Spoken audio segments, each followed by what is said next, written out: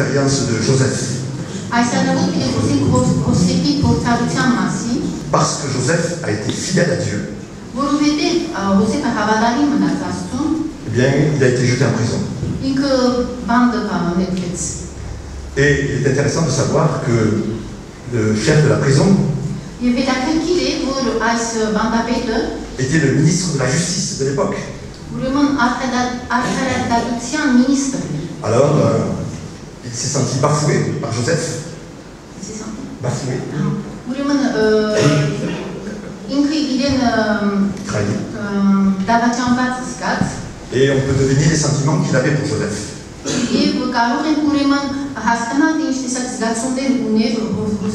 Et on peut imaginer aussi les sentiments de Joseph lui-même.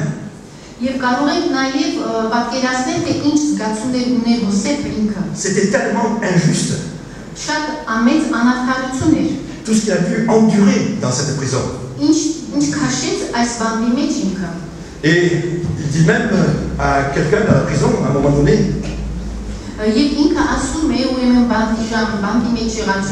quand tu sortiras, pense à moi. Parle de moi au pharaon. Parce que j'ai été amené de force du pays des Hébreux. Et je n'ai rien fait qui mérite la prison. Joseph ne comprenait pas ce qui lui arrivait. Il était honnête. Il était très respectueux de tous. Il était fidèle à Dieu et soumis à Dieu. Et malgré ça, il n'était pas aimé par ses frères. Ils l'ont vendu aux Madianites. Et les Madianites l'ont vendu à ce chef égyptien. Et ce chef égyptien, à un moment donné, eh bien, il l'a jeté en prison. Et vous savez combien d'années il va rester en prison? Comme Kilkon Sadovitch. Comme Grégoire le 13 ans. 13 ans. Ou 14, c'est rien. Pas de problème. Alors, comme Joseph, quelquefois nous pouvons avoir le sentiment d'être en prison. Sans savoir pourquoi. Nous sommes des enfants de Dieu. Avec l'aide de Dieu, nous essayons de marcher dans ses voies. Et pourtant, nous souffrons quelquefois de circonstances qu'on ne comprend pas.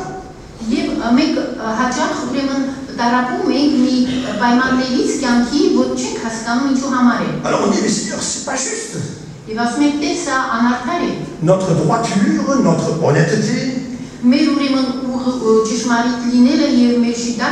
notre piété nous semble se retourner contre nous. Et on se retrouve quelquefois comme en prison. Alors on souffre intérieurement ou physiquement. Notre avenir est compromis. Nous sommes tristes et découragés. Mais si Dieu était avec Joseph avant la prison, il continue à être avec lui dans la prison. Et ça, c'est une très bonne nouvelle. Qu'on ne doit pas oublier. Quelles que soient les circonstances de notre vie, Dieu reste fidèle. Que je sois hors de la prison ou en prison, Dieu reste fidèle. Et Dieu a précédé Joseph dans la prison.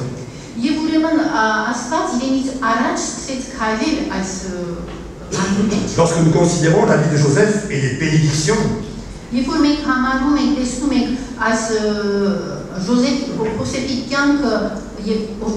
malgré les circonstances douloureuses, nous réalisons que la prison était dans le plan de Dieu. Ah, c'est pas facile à dire ça. La prison est dans le plan de Dieu. Parce que sans cette dure épreuve,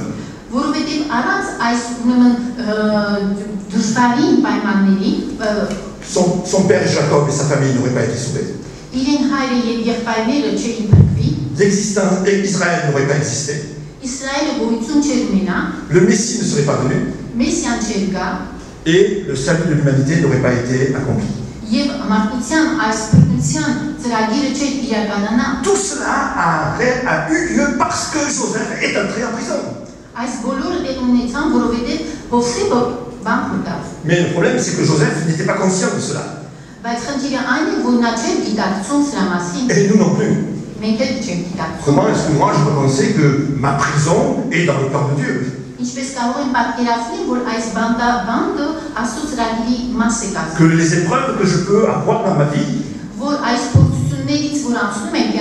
malgré mon attachement à Dieu, malgré mon amour pour Dieu, eh bien, peuvent se trouver dans le plan de Dieu. Alors, frères et sœurs, sachez ceci. Lorsque Dieu permet la prison dans la vie de ses enfants, malgré leur fidélité, malgré leur foi, c'est parce que la prison fait partie de son plan. Si tu es en prison pour une autre raison, parce que tu as péché contre Dieu, parce que tu as fait le mal, parce que tu as été négligent, c'est autre chose. Mais quand tu marches avec fidélité pour Dieu, et quand tu aimes Dieu, et que tu te retrouves en prison, alors tu peux penser que c'est dans le plan de Dieu. Et je dirais même que la prison devient indispensable pour la réalisation des projets bénis de Dieu. Pour nous-mêmes, pour nos familles, et pour bien des personnes dans la vie. Alors je vais encore aller plus loin. Je vais dire que la prison devient une grâce, un cadeau. La prison devient une bénédiction pour les croyants. Vous vous rappelez ce que l'apôtre Jacques a dit? Mes frères, quand vous passez par l'épreuve, considérez-vous comme heureux. C'est l'apôtre Jacques qui dit ça. Seigneur, comment je peux être heureux dans l'épreuve? Eh bien, parce que ton épreuve est dans mon plan, dit le Seigneur. Et que j'ai des projets pour toi. Alors si aujourd'hui, comme Joseph, tu es en prison, malgré ta foi, malgré ta sincérité, malgré ton attachement à Dieu, sache que non seulement Dieu est avec toi dans ta prison, mais que ce temps fait partie de son plan pour toi. Qu'il est indispensable, qu'il est précieux pour toi, pour ta famille et pour l'avenir. Rappelez-vous de l'apôtre Paul. L'apôtre Paul servait le Seigneur de tout son cœur. Il était dans la ville de Philippe. Alors on va le prendre, on le frappe. On le jette en prison. On lui met les fers aux pieds. Seigneur, c'est injuste, je te sers et je suis dans la prison. Mais il n'a pas dit ça. Au contraire, il priait et louait le Seigneur. Et Dieu avait un plan plus loin, qui allait plus loin que lui. Le geôlier s'est converti. Sa famille se convertit, ils sont fait baptiser. Tous les prisonniers ont entendu les chants et les prières. Dieu a permis la prison pour l'apôtre Paul pour atteindre ces personnes.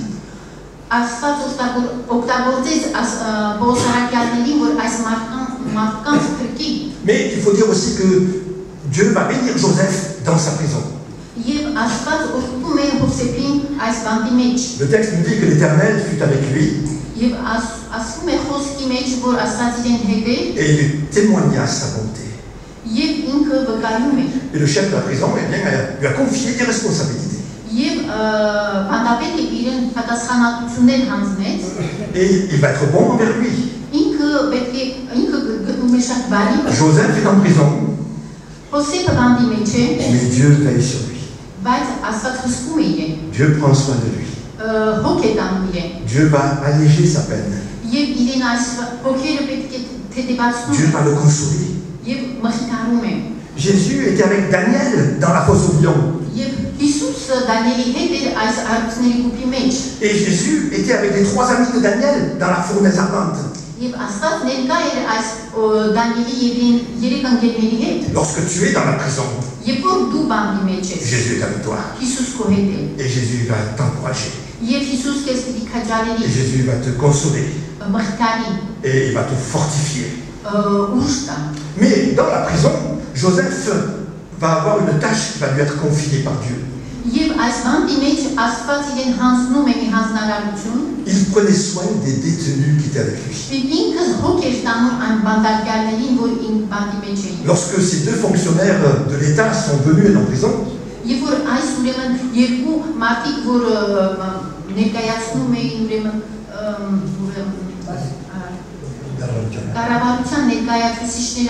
eh bien, ils ont été confiés à Joseph pour que Joseph prenne soin d'eux. Alors vous voyez, c'est le prisonnier qui se prend soin des autres prisonniers. C'est une grâce extraordinaire. Il ne ressemble pas aux autres prisonniers. Qu'est-ce qu'ils font les autres prisonniers? Ils pleurent, ils se mettent en colère, ils disent des gros mots, ils sont abattus, ils se plaignent, et ils sont révoltés. Mais sa foi en Dieu et sa fidélité font que, eh bien, on lui fait confiance à Joseph. Et il peut aider les autres prisonniers qui sont avec lui dans la prison. Frères et sœurs, quand moi je suis en prison, quand toi tu es en prison, alors on peut s'énerver, on peut se révolter contre Dieu, on peut dire Seigneur, je ne peux plus, aide-moi. Et oublier que Jésus est là avec moi. Et non seulement qu'il est avec moi, mais il me dit, dans ta prison, tu as un travail à faire. Parce qu'il y en a d'autres qui sont en prison autour de toi. Eh bien, il se confie d'aider ceux qui sont en prison avec toi. Et Dieu nous donne cette responsabilité, nous ne pensons jamais à ça. Parce qu'on ne croit que nous. Mais notre problème. Et le Seigneur dit, bon, ok, tu es en prison, tu souffres. Je suis avec toi. Mais occupe-toi des autres prisonniers. Ne regarde pas que tes problèmes à toi. Tu vois, il y a autour de toi, il y a d'autres prisonniers là. Et ceux-là ne me connaissent pas. Toi, tu me connais. Alors, prends soin de ces autres prisonniers qui sont là. Et puis le geôlier tombe au pied de Jésus. Au pied de l'apôtre Paul, pardon. Et le roi Hérode va voir Jean-Baptiste assez souvent. Parce que dans leur prison, ils ont encore l'autorité de Jésus. Et Rien ne peut nous enlever notre liberté. Aucune prison ne peut nous enlever notre liberté. La Bible nous dit, qui nous séparera de l'amour de Dieu? Même la mort ne peut pas nous séparer de l'amour de Dieu. Alors, mon frère, ma soeur, si tu es en prison, je veux te dire, Jésus est avec toi. Mais Jésus veut t'utiliser dans la prison. Jésus veut t'utiliser là où tu es pour que tu t'approches des autres et que tu interviennes en mon nom. Et voilà qu'il y a deux fonctionnaires de l'État qui arrivent dans la prison. Et là, Dieu va utiliser ces deux fonctionnaires. La Bible nous dit, toutes choses concourent bien de ceux qui aiment Dieu. Est-ce que vous le croyez? Est-ce que moi je le crois? Toutes choses concourent bien de ceux qui aiment Dieu. Parce que c'est ce que a vécu Joseph. Lorsqu'il a été vendu par ses frères, est-ce que c'était pour son bien? Lorsqu'il a été vendu aux Madianites, est-ce que c'était pour son bien? Lorsqu'il a été jeté en prison pendant 13 ans, est-ce que c'était pour son bien? Eh bien oui, c'était pour son bien. Mais c'était surtout pour le bien de sa famille. Et pour le bien de son peuple. Et pour le bien des nations. Et pour notre salut à chacun d'entre nous. Alors aujourd'hui on peut dire merci Jésus. Mais on peut dire aussi merci Joseph. Parce que Dieu a accepté d'être d'aller en prison. Dieu continue à mettre des éléments dans son plan.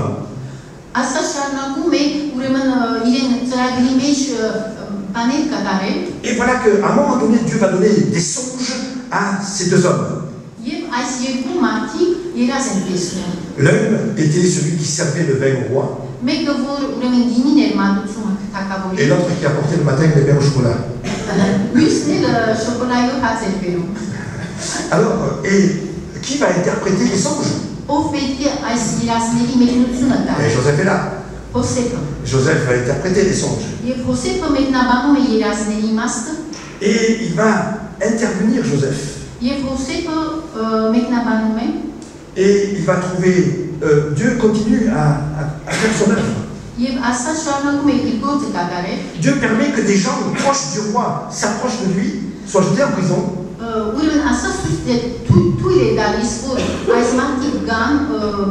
Mais en plus, il dirige tout.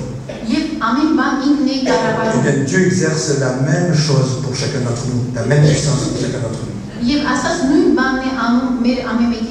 Pour que son plan s'accomplisse, il va permettre des situations. Il va susciter des hommes, provoquer des rencontres.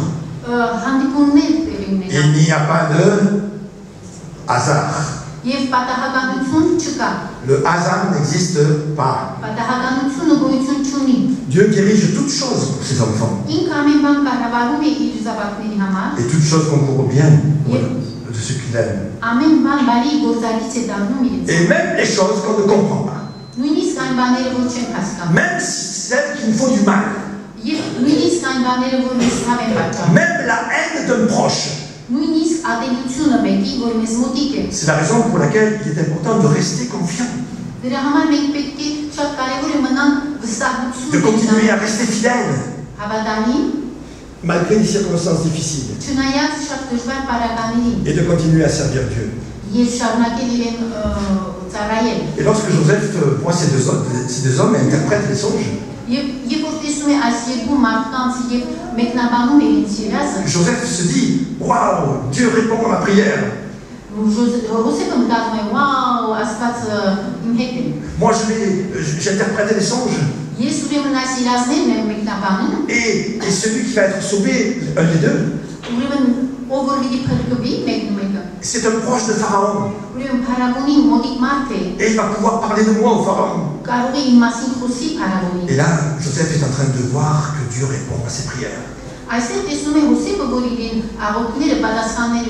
Et il dit à cet homme, à des chansons, à celui qui servait, il lui dit, quand tu sortiras, parle de moi, Pharaon, pour que je sorte de cette prison.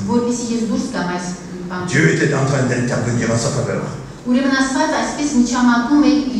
Ce qui venait d'arriver était un miracle. Et il remerciait Dieu. Et il disait, enfin Seigneur, tu réponds à ma prière. La porte est en train de s'ouvrir. Mais, problème. Joseph ignorait une chose. Joseph ne savait pas que les plans de Dieu étaient encore différents que les siens.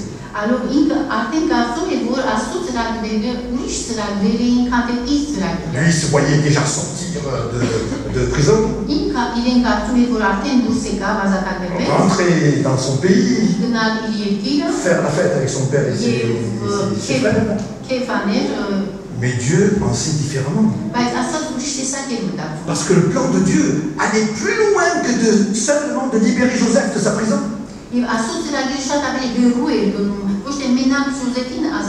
Et pour que son plan se réalise, Joseph devait rester 2 ans de plus dans la prison. Donc il était à 11, il fallait qu'il reste 13. Frères et sœurs, c'est ce que nous devons savoir. Nous pouvons être en prison et aspirer comme Joseph à la liberté. Aspirer à voir Dieu nous libérer, ouvrir le chemin. Et on peut même voir des signes de l'action de Dieu qui est en train de se réaliser. Mais nous ne devons jamais oublier que les voies de Dieu ne sont pas nos voies. Et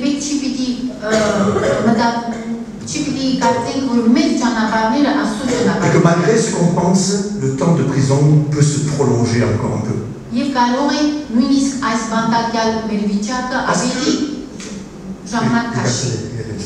Alors, cet homme a oublié de parler de Joseph à Pharaon.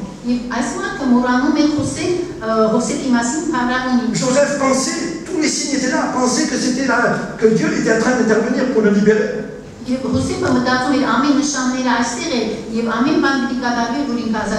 Mais Joseph s'est trompé.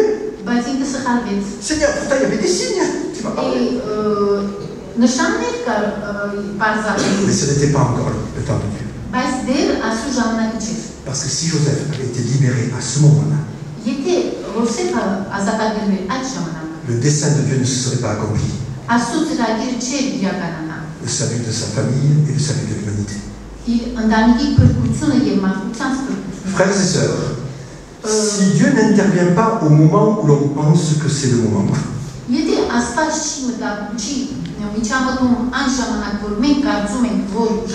même si on en a quelques signes, c'est parce que lui sait que ce n'est pas encore le moment. Pour que son plan se réalise parfaitement, il prend le temps qu'il faut.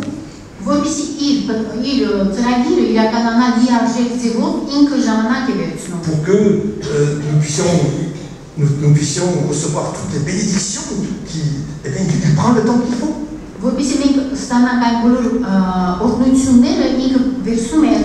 Ainsi, le temps difficile peut durer encore.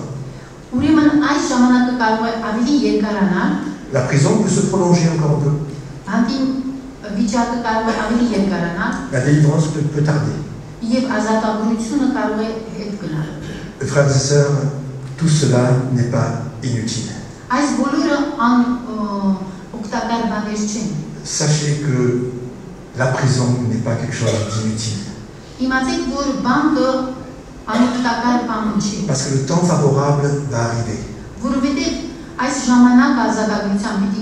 Lorsque Pharaon fait à son tour un rêve que personne ne peut interpréter,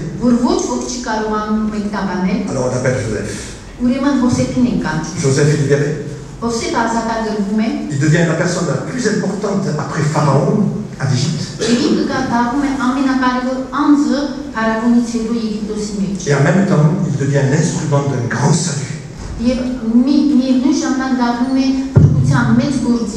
Celui de sa famille, celui de son peuple, celui de l'humanité. Rester 13 ans en prison lui valait la peine. Faisons toujours et jusqu'au bout confiance à Dieu. Il a des plans merveilleux pour chacun d'entre nous. Même si leur accomplissement nécessite pour nous un temps plus ou moins long de prison.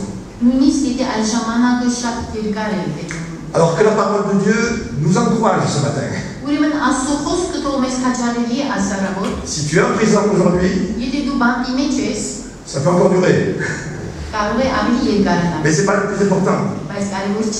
Le plus important, c'est que Dieu est avec toi. Et le plus important, c'est que Dieu a un plan pour toi. Et que la prison n'est pas inutile. Elle est une grâce et elle est une bénédiction. Pas facile à être dans la prison. Mais c'est la réalité. Alors, même si tu pleures, réjouis-toi. Même si tu as mal, réjouis-toi. Même si ça va pas bien, réjouis-toi. En disant, Seigneur, tu es avec moi. Tu as un plan pour moi. Et moi, comme Joseph, je veux continuer à te faire confiance. Et dans ma prison, je veux m'occuper aussi des autres prisonniers. Alors regarde à droite, regarde à gauche, regarde s'il y a un autre prisonnier comme toi. Et va lui faire du bien au nom de Jésus. Va le bénir au nom de Jésus. Au lieu de pleurer du matin au soir, au lieu de te plaindre du matin au soir, au lieu de te révolter, dis simplement merci Jésus. Parce que dans ma prison, je peux encore te servir. Bon, vous êtes d'accord avec tout ce que j'ai dit ce matin? Vous êtes... Oh. Lui n'est pas d'accord. Allez, que Dieu soit béni. Amen.